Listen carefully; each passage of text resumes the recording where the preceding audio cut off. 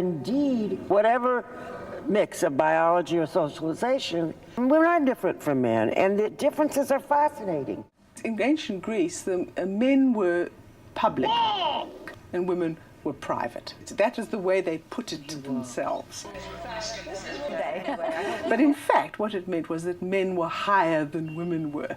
I mean, men would have symposia where they would meet and they would all lie down on couches. If women came into the room, if they ever did, they had to sit on a chair, which was a demeaning situation because you took up less space. Only concubines could go in and lie on the couch with the men, but that was just to service the men. It was very much made clear that men were important and women were not. And of course, an ancient Greek woman would have denied this. She would not have seen it at all. She'd have thought that that was the way it was supposed to be, that she was a respectable woman and she was not a concubine, and so she was quite happy not to go.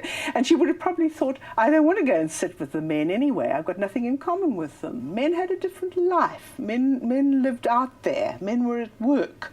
We are women and we have different concerns. We have babies. We're not interested in politics. We're not interested in the things that they talk about. Baseball.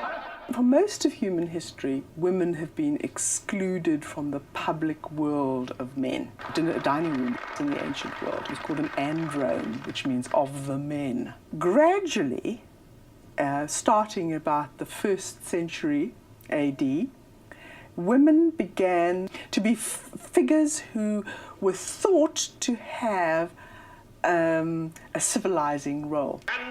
In the Middle Ages, women were still separated from men, but they would sort of sit in a gallery. I'm talking about aristocratic houses now. They'd sit in a gallery and watch the men have the meal. They were not in the kitchen, they weren't outside, they were in a gallery. Now we're moving now into the 16th, 17th, 18th century. Women gradually begin to take part in the meal.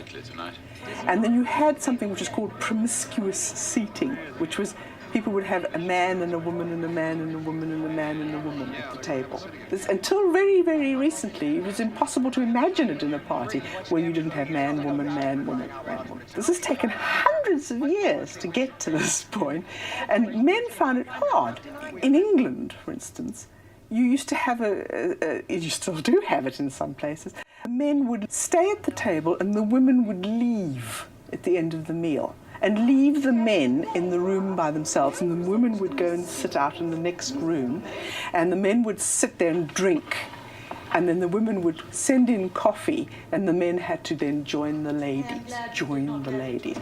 What was happening there was that men were sort of chafed with being with women all the time, because when women were present, they weren't allowed to behave in certain ways. Not with your fingers, Spangler! What's happened now is something really extraordinary. Where now men are supposed to behave. I hope you are behaving very well. All the time. They can't get away from women. Every now and then you see them do it and they go crazy. And they get into a man's group and then they behave like hooligans or something. But it's getting less and less like that. Men are expected to be more and more and more like women. Women have been given this sort of civilizing role, and a lot of it has been in the situation of having meals.